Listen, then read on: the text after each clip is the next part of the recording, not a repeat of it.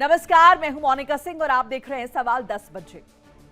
आज बात आतंकी मुल्क पाकिस्तान की उस झूठ की जो अब उसके ही पूर्व उच्चायुक्त के बयानों में उलझता हुआ नजर आ रहा है। जिस राफेल को गिराने का दावा पाकिस्तान महीनों से करता रहा, उसी दावे पर अब भारतीय वायुसेना के एक आधिकारिक टेंडर ने बड़ा सवाल खड़ा कर दिया है। आईएफ ने अपने सभी 36 राफेल लड़ाकू विमानों के मेंटेनेंस के लिए ब्रिज सपोर्ट टेंडर जारी किया है।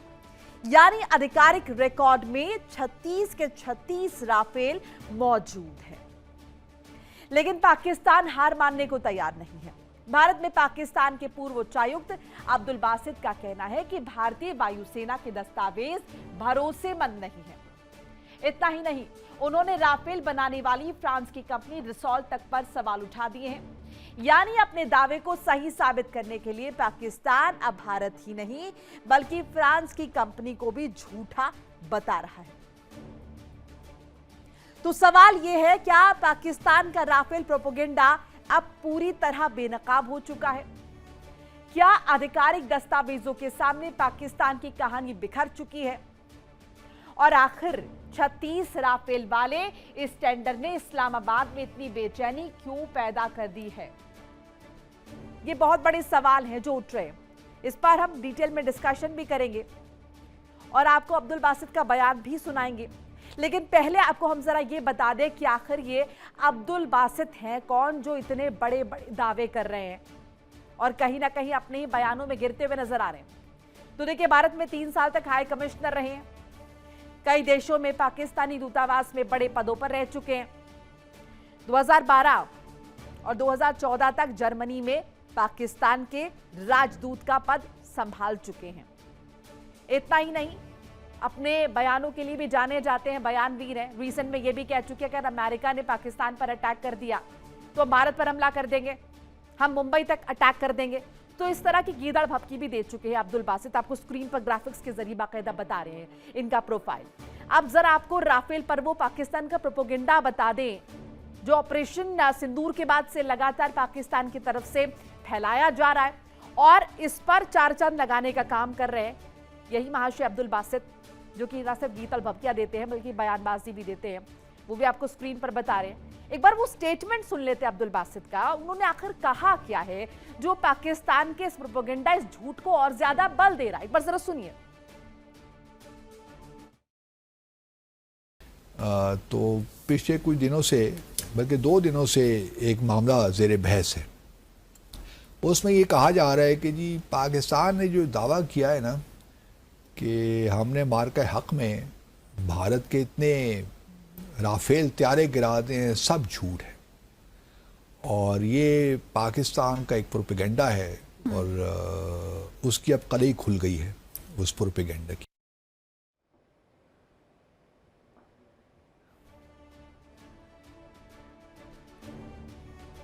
और इसी पर ज्यादा बातचीत के लिए मेरे साथ मेहमानों का पैनल जुड़ चुका है। एक एक करके तारुफ करा देती हूँ। Group captain UK Devnath, retired रक्षा विशेषज्ञ के तौर पर जुड़ रहे हैं। Commander doctor Bhushan Diwan, retired रक्षा विशेषज्ञ। डॉक्टर DK गुप्ता, विदेश मामलों के जानकार। आप सभी का स्वागत है। पहले डॉक्टर भूषण दीवान का रुख कर लेते हैं। दीवान जी, पाकिस्तान पहले भी प्रोपेगेंडा करता रहा है। अब जब IF ने रिपोर्ट दी है तब ना सिर्फ IF को झूठा बता रहे हैं बल्कि इन्होंने राफेल बनाने वाली कंपनी को भी झूठा बता दिया है। तो ये तो पुरानी आदतन, इन आदतों के हिसाब से काम कर रहे हैं तो क्या फर्क पड़ता है।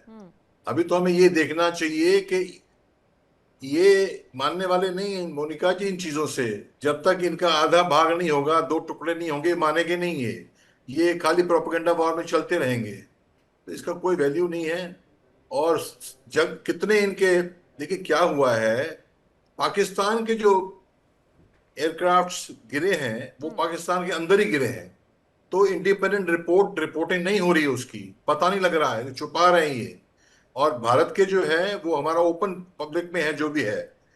तो ये जो बातें कह रहे हैं कोई वैल्यू नहीं है। अब तो हमें तैयारी करनी चाहिए सेकंड सिंदूर की। और हमें तो ये देखना है कितना भारी इनका नुकसान हुआ। एयरक्राफ्ट गिरे इनके, मारे गए, एक बात है, ओवरऑल कितना नुकसान हुआ ये तो मानते हैं ना। कितना इनका भारी नुकसान हुआ, कितने इनके बेसिस, कितने इनके एयरफील्ड्स, कितने इनके टेररिस्ट नेटवर्क तबाह हुए, ये तो हुए ना। देखिए, लड़ाई में चोट दोनों को लगती है, ये नहीं कहा जा सकता चोट लगी तो हार गए, ये गलत है। मैं तो कहता हूं हमारे ज्यादा भी अगर हो जाते, हुए नहीं है, हो जाते तो कोई प्रॉब्लम नहीं है। हाँ। एंड रिजल्ट क्या है? तो इसलिए इनको तो हमें डिस्कस करना नहीं है कि ये क्या है, खत्म है, खत्म, स्पेंट फोर्स हैं जो बातें करते हैं, करने दीजिए इन्हें। बिल्कुल।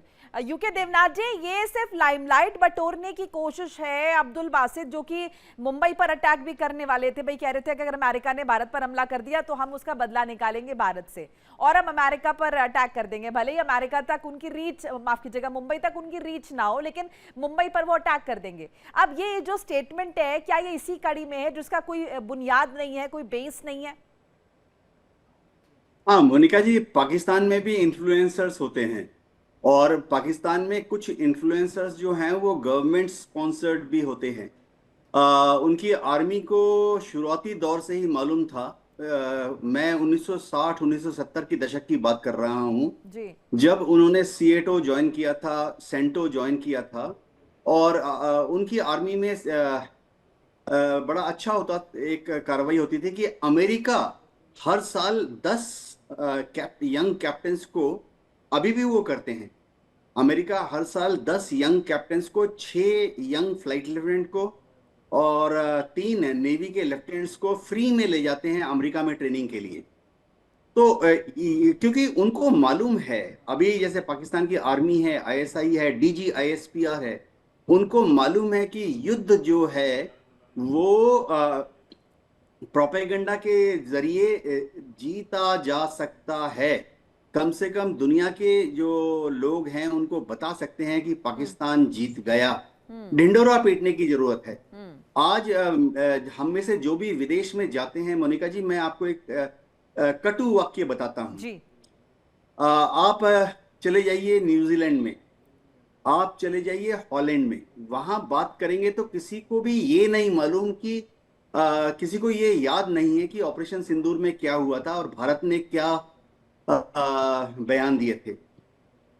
लेकिन अगर आप दूर दराज के देशों में चले जाएंगे, न्यूजीलैंड, हॉलैंड, साउथ कोरिया, वहां लोगों को ये, कुछ लोगों को अभी तक ये याद है कि पाकिस्तान ने कहा था कि हमने इनके हवाई जहाज रफाल शूट डाउन कर दिए, मिराज 2000 शूट डाउन कर दिए। तो होता क्या है कि जब आप 10 बार दुंदुभी बजाएंगे तो वो कहीं ना कहीं दूसरे लोगों के मन में अटक जाती है। एक कटु सत्य है। हाँ। और इस खेल में फिर से मैं कहना चाहता हूं माफी के साथ कि इस खेल में पाकिस्तान विजयी रहा। वो अभी भी इस खेल को खेल रहे हैं। जी मोनिका जी, बिल्कुल। डॉक्टर गुप्ता, और इसे इस तरीके से भी देख सकते हैं, जैसे कि अभी देवनाथ जी ने भी जिक्र किया, भूषण दीवान जी भी कह रहे थे कि कहीं ना कहीं प्रोपोगेंडा करने की कोशिश है। अभी पाकिस्तान की जो स्थिति है, गृह जैसे हालात है, पीओजेके में देखिए आप, अफगानिस्तान के साथ वहां पर किस तरीके का तनाव है। सो क्या ये एक, अगर हम पीओजेके की स्थिति को ही कंसिडर कर लिए, तो क्या ध्यान भटकाने की भी एक और कोशिश मान सकते हैं इस कड़ी में, कि हम ये बताएं कि हम कितने सर्वशक्तिमान हैं और सारा फोकस दूसरी जगह डिस्ट्रैक्ट हो जाए? जी मोनिका जी, आप सभी लोग को नमस्कार। देखिए, किसी भी देश का जो एक पॉलिटिकल और जो स्ट्रेटेजिकल स्ट्रक्चर क्रिएट होता है, वहां पब्लिक की प्रूडेंसी लेवल पे डिपेंड होता है।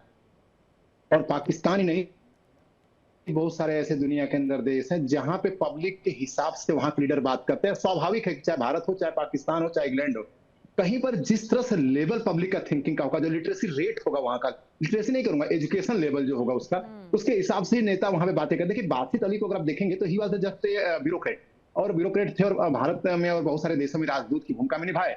लेकिन अब इनकी जो सोच है अब नेताओं वाली हो गई है। अब वो चाहते हैं किसी तरह से मैं पाकिस्तान पॉलिटिक्स में एस्टेब्लिश हूं, और आज के डेट में बहुत बड़ी हैसियत तो नहीं, केवल एक एमएलए हैं, और ये ऐसे स्टेटमेंट जारी करते हैं ताकि वहां की पब्लिक को सूट करे, या वहां की पब्लिक जो वहां के पर्टिकुलर, इसमें जैसे मुनीर है, शहबाज है, उनके खिलाफ जाए, ताकि उनका पता जरा सा बढ़े। तो इनके पिछली बार भी इन्होंने भारत पे जब मुंबई में अटैक के लिए बोला था, तो यही चीज मैंने बोली थी कि चूंकि एक एमएलए से एमपी से कहीं बड़ा बनना चाहते हैं, तो तो उनके लोगों को क्या सूट करता है। अब पहली बात 1956 में या 50 में जब इस्लामिक कंट्री बना पाकिस्तान, उसी समय एक छलावा पाकिस्तान के साथ कर दिया गया था। और उसके बाद आज तक अगर हम लोगों ने जब से होश संभाला है, पाकिस्तान एक मैच्योर्ड कंट्री बन ही नहीं पाया। एक्चुअली उसको कभी जनरल मारे जाते हैं, तो कभी उनको विदेश जाना पड़ता है, तो कभी इमरान जी को जेल में डाल दिया जाता है, तो कभी लियाकत अली को कत्लेआम कर दिया जाता है। जिसने भी वहां पे एक मैच्योर्ड कंट्री बनाने की कोशिश की, बेनजीर भुट्टो को इंग्लैंड से आते ही गोली मारा गया। जो फिकार अली भुट्टो जिन्होंने भारत से उनके पिताजी जो है भारत से सहायता मांगे थे